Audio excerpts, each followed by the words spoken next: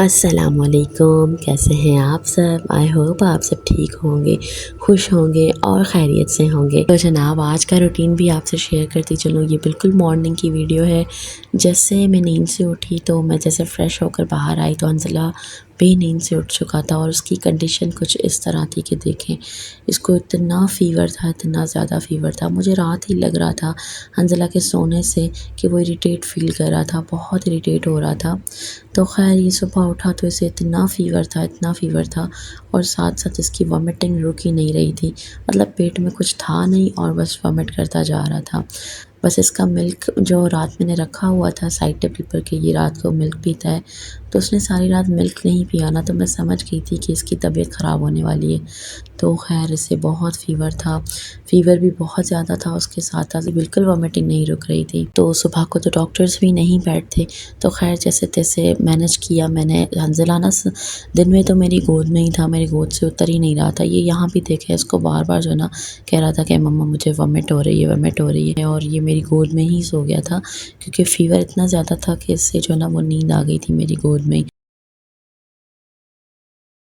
तो उसके बाद मैंने जो है ना हंज़ला जैसे नींद से उठा ना थोड़ी देर के लिए, तो बस मैंने इसकी मेडिसिन भी अल्हम्दुलिल्लाह आ चुकी थी हंज़ला की खैर से। बस मैंने जल्दी से जो है ना, अभी भी देखें मतलब ये हर वक्त ना रो ही रहा था। इसकी हालत ऐसी थी कि इसको बस रोना इसका बंद नहीं हो रहा था।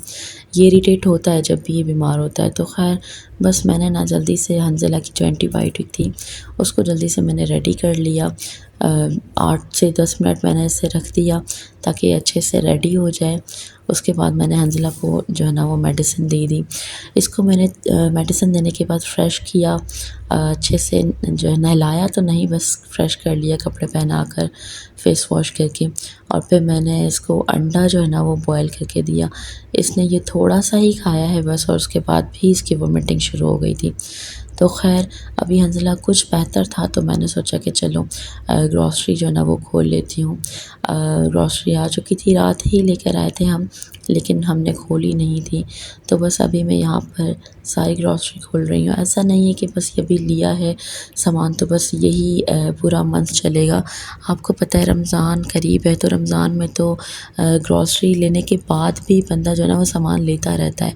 हल्की-फुल्की चीज़ें तो आती रहती हैं, लाइक टैंग भी आता रहता है, शरबत भी आता रहता है, हर चीज़ आती रहती है। तो रमज़ान में ना आप अगर ग्रॉसरी लेते भी हो ना, तो मेरा तो तजुर्बा ये है कि हल्की-फुल्की चीज़ें जो है ना वो आती रहती हैं, चाहे आप कितना भी राशन क्यों ना ले लेना रमज़ान में।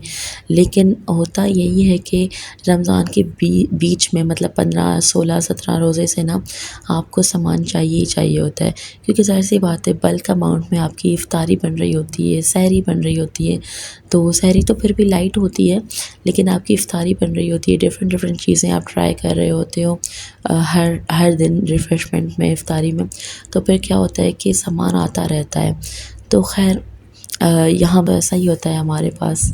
तो ख़ैर आपकी तरफ का मुझे नहीं पता, जो भी है आप मुझसे कमेंट सेक्शन में ज़रूर शेयर कीजिएगा अगर आपने रिलेट किया है इस बात को तो। तो ख़ैर यहाँ पर मैंने जल्दी से जो है ना अपनी इस रेक का ये वाला दराज़ खोला जहाँ हम रखते हैं ग्रॉसरी ज़्यादातर, और जो किचन की होती है साथ-साथ मैं वो किचन में रख रही थी। जो फ्रिज की होती है लाइक बेसन और मैदा वग़ैरह, तो फ्रिज की भी मैं फ्रिज में रख रही थी, जैसे चिकन क्यूब्स हो गए और फ्रोज़न आइटम्स हो गए। तो ख़ैर किचन की मैं किचन में रखती जा रही थी, फ्रिज की मैं फ्रिज में रखती जा रही थी, और जैसे केमिकल चीज़ें हैं तो वो केमिकल की तरफ रखती जा रही थी। और जनाब जल्दी से मैंने जो है ना इस चीज़ को वाइंड अप किया, क्योंकि साथ-साथ हंज़ला को भी देखना था, उसकी भी तबीयत ठीक नहीं थी। सो बस मैंने आज सारा दिन हंज़ला को देखा और बस ये ग्रॉसरी सेट की, और खाने में आज हमारे लिए भाई बना रहे थे बिरयानी। तो भाई तो ख़ैर से 1-2 दिन में चले जाएँगे, लेकिन थैंक यू सो मच कि उन्होंने हमें जो है ना वो बिरयानी ऑफ़र की। उन्होंने कहा कि चलें ठीक है, आप हंज़ला को देखें, बिरयानी मैं खुद ही बना लूँगा, तो खाना मैं खुद ही रेडी कर लूँगा। तो भाई ने बहुत अच्छी बिरयानी बनाई थी। मैं तो हंज़ला में काफ़ी बिज़ी थी, तो बस मैं वक्तन-फ़वक्तन आ रही थी किचन में, भाई को देख रही थी कि अब आप क्या कर रहे हैं, अब आप क्या कर रहे हैं, अच्छा अब आप हरी मिर्च डाल रहे हैं, अब ये डाल रहे हैं, अच्छा आप ऐसे बनाते हैं, आप ऐसे बनाते हैं। सो ख़ैर उनकी पूरी रेसिपी मैंने उनसे को नहीं ली, लेकिन मैंने जस्ट उनको जो है ना वो ओवरव्यू देखा था कि वो किस तरह से बना रहे हैं, उनके बनाने का तरीका भी बहुत अच्छा था। ज़्यादातर क्या होता है कि आप औरतों को ही काम करना होता है, लेकिन जब किचन में कोई मर्द काम कर रहा होता है ना, बड़ी खुशी हो रही होती है। क्योंकि मेरे शौहर तो किचन का काम नहीं करते, उनको नहीं आता, लेकिन भाई और मानू अकेले रहते हैं तो वो अपना सारा काम खुद ही करते हैं। कुकिंग हो गया या लॉन्ड्री हो गई या कुछ भी हो गया काम, सिर्फ सफाई स्वीपर से करवाते हैं, लेकिन बाकी काम उनके अपने ऊपर होता है। तो खैर माशाल्लाह बिरयानी बहुत अच्छी बनकर तैयार थी। यहाँ आप मिशकात फ़ातिमा की व्यूज़ भी सुन सकते हैं। चाचा छुट्टी थैया बाहर जवेरी छुट्टी नौंदिया जेती चाचू थैया। तो चलें जी, आपने सुन लिए मिशकात के व्यूज़ और ये चेक करें ज़रा मेरी फेवरेट मिठाई, और लेकिन सबसे पहले ना मिशकात के मुंह में जानी है। तो जनाब बिरयानी के बाद मूड हुआ कुछ आइसक्रीम खाने का, कुछ ठंडा ठंडा हो जाए तो बस फिर आइसक्रीम हमने एंजॉय की। आई होप आपको मेरा आज का व्लॉग अच्छा लगा होगा, आपने लाइक किया होगा। अगर आपको पसंद आया तो मेरे चैनल को सब्सक्राइब करें। अगर आपको मेरी वीडियोस अच्छी लगती हैं तो मेरे चैनल को सब्सक्राइब करें, मुझे सपोर्ट करें, मुझे दुआओं में याद रखिएगा। अपना बहुत सारा ख्याल रखिएगा। पाकिस्तान के लिए दुआ कीजिएगा। अल्लाह हाफ़िज़।